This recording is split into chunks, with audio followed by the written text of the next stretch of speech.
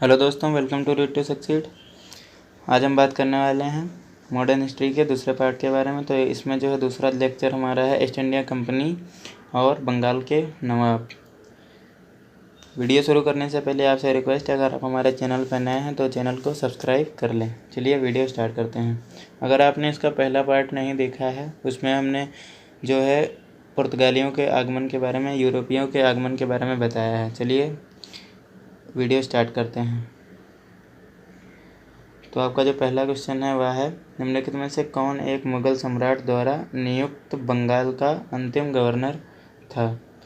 तो आपका जो सही उत्तर है वह है मुर्शीद कुली खान।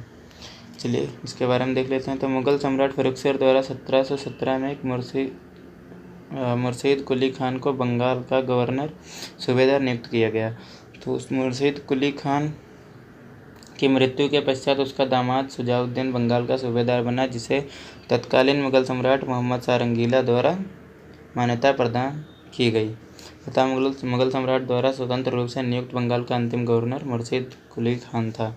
चलिए इसके आगे हम बात कर लेते हैं अगले क्वेश्चन के बारे में। तो आपका जो दूसरा क्वेश्चन है वह है, निम्नलिखित में से कौन सा युद्ध जिसने भारत में ब्रिटिश प्रभुत्व को प्रारंभ किया? इसका जो सही उत्तर है वह है प्लासी का युद्ध। तो भारत में ब्रिटिश प्रभुत्व का प्रारंभ प्लासी के युद्ध से हुआ। प्लासी के युद्ध में रॉबर्ट क्लाइव के नेतृत्व में अंग्रेज़ों ने बंगाल के नवाब सिराजुद्दौला को पराजित किया। नवाब की सेना 3 राजद्रोहियों मीर जाफ़र, यार लतीफ़ और राय दुर्लभ के सेना नायकत्व में भी थी। जो है अग्रगामी टुकड़ी के नेता मीर मदन का मोहनलाल थे। सहसा एक गोली से रणभूमि में ही मीर मदन मारा गया। नवाब सिराजुद्दौला द्वारा अपने प्रमुख अधिकारियों से मंत्रणा के दौरान मीर जाफ़र ने उसे पीछे हटने का कहा था। यही कहा कि सेना को नेतृत्व सेनाध्यक्षों को हाथों में छोड़ युद्ध क्षेत्र से चले जाना चाहिए। सिराजुद्दौला वापस मुर्शिदाबाद लौट आया। यही हार का कारण बना। प्लासी के युद्ध ने अंग्रेज़ों को तत्कालिक सैनिक एवं वाणिज्यिक लाभ प्रदान किए। इसने कृषि उत्पादन द्वारा दस्तकारियों के क्षेत्र में अग्रणी 3 राज्यों के बिहार, बंगाल और उड़ीसा में राजनीतिक प्रभुत्व स्थापित करने के लिए पृष्ठभूमि तैयार की। अगला क्वेश्चन देख लेते हैं। अगला क्वेश्चन जो है वह है, सिराजुद्दौला लॉर्ड क्लाइव द्वारा परास्त हुआ था। तो आपका जो सिराजुद्दौला लॉर्ड क्लाइव के द्वारा प्लासी के युद्ध में परास्त हुआ था। अगला क्वेश्चन, तो आपका जो अगला क्वेश्चन है वह है, भारतवर्ष में ब्रिटिश साम्राज्य का संस्थापक कौन था? जिसका जो सही उत्तर है वह रॉबर्ट क्लाइव।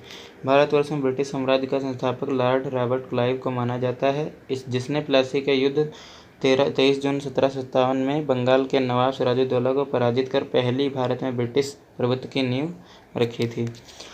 चलिए आगे बात कर लेते हैं इसमें 5वें क्वेश्चन के बारे में। तो निम्नलिखित में से किसे स्वर्ग से उत्पन्न सेना नायक कहा जाता है? किसे स्वर्ग से उत्पन्न सेना नायक कहा जाता है? तो स्वर्ग से उत्पन्न सेना नायक जो है वो रॉबर्ट क्लाइव को कहा जाता है। अगला क्वेश्चन, तो अगला क्वेश्चन जो है वह है, प्लासी का युद्ध मैदान कहाँ स्थित है? तो जो प्लासी का युद्ध मैदान है वो पश्चिम बंगाल में स्थित है। अगला क्वेश्चन, प्लासी वर्तमान में नाम प्लासी के युद्ध मैदान पश्चिम बंगाल राज्य के नदिया जिले में भागीरथी नदी के किनारे स्थित है। प्लासी का युद्ध लड़ा गया था। तो आपका जो सही उत्तर है वह 1757 में 1757 में जो है प्लासी का युद्ध लड़ा गया था। अगला क्वेश्चन, निम्न में से किसने अपनी राजधानी मुर्शिदाबाद से मुंगेर स्थानांतरित की? तो इसमें जो सही उत्तर है वह है मीर कासिम ने मुर्शिदाबाद से मुंगेर राजधानी जो थी वह स्थानांतरित की थी। चलिए आगे बात कर लेते हैं अगले क्वेश्चन के बारे में। तो हमारा जो अगला क्वेश्चन है वह है, सबसे अधिक निर्णायक युद्ध किसने अंग्रेज़ों के भारत में प्रभुत्व को संस्थापित किया था? तो इसका जो सही उत्तर है वह है बक्सर का युद्ध। आगे देख लेते हैं हम अगले क्वेश्चन के बारे में। तो आपका जो अगला क्वेश्चन है वह है, अंग्रेजी ईस्ट इंडिया कंपनी द्वारा लड़े गए निम्नलिखित युद्धों में से कौन सा सर्वाधिक निर्णायक था? इसमें जो बक्सर की लड़ाई थी वह सर्वाधिक निर्णायक रही थी।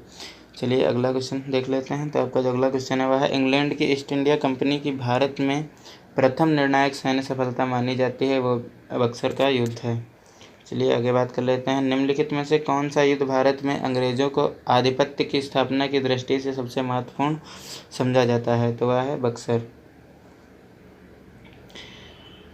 अगला क्वेश्चन, तो आपका जो अगला क्वेश्चन है वह है बक्सर की लड़ाई के समय बंगाल का नवाब कौन था? तो उस समय बंगाल का नवाब मीर जाफर था।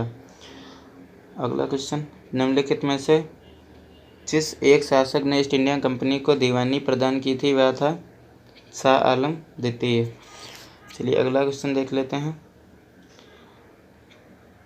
उससे पहले इम्पोर्टेंट पॉइंट्स के बारे में जान लेते हैं। तो इलाहाबाद की दूसरी संधि अगस्त 1765 के अनुसार शाह आलम को अंग्रेजी संरक्षण में ले लिया गया था तथा उसे इलाहाबाद में रखा गया। इलाहाबाद तथा कड़ा के जो क्षेत्र नवाब ने छोड़ दिए थे शाह आलम को मिले। 12 अगस्त 1765 के अपने फरमान द्वारा मुगल बादशाह शाह आलम द्वितीय ने कंपनी को बंगाल, बिहार तथा उड़ीसा की दीवानी स्थायी रूप से दे दी, जिसके बदले कंपनी द्वारा सम्राट को 26 लाख रुपये दिया जाना था तथा निजामत व्यय के लिए 53 लाख रुपये देना था। इस समय Robert Clive east India company का बंगाल का गवर्नर जनरल था। शाह आलम द्वितीय को संपूर्ण जीवन आपदाओं से ग्रस्त रहा।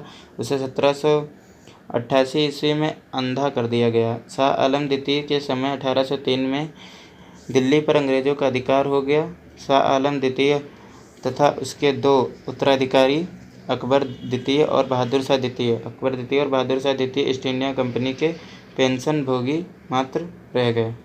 चलिए हम अगला क्वेश्चन देख लेते हैं। तो आपका जो अगला क्वेश्चन है वह है 1765 में ईस्ट इंडिया कंपनी को बंगाल की दीवानी किसे प्रदान की गई थी? तो मुगल सम्राट को।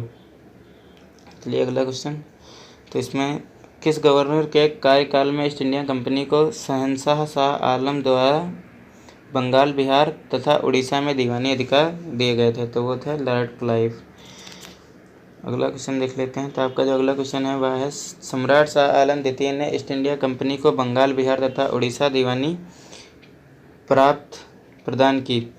तो इसका सही उत्तर है वह 12 अगस्त 1765। 12 अगस्त 1765 में ईस्ट इंडिया कंपनी को बंगाल, बिहार तथा उड़ीसा की दीवानी प्रदान की गई। अगला क्वेश्चन, इलाहाबाद की संधि के बाद रॉबर्ट क्लाइव ने मुर्शिदाबाद को उप दीवान किसे बनाया? इसका जो सही उत्तर है वह है मोहम्मद रजा खान। अगला क्वेश्चन, इसमें 1765 में दीवानी प्रदान किए जाने के बाद ब्रिटिश सबसे पहले निम्नलिखित में से किस पर्वतीय जनजाति के संपर्क में आए? तो यह थी खासी जनजाति। खासी जो है पर्वतीय जनजाति है। अगला क्वेश्चन देख लेते हैं।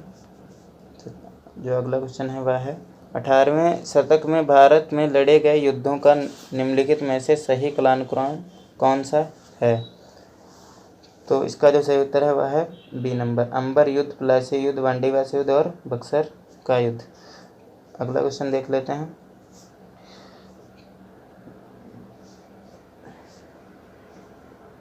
आपका जो अगला क्वेश्चन है वह है उस फ्रांसीसी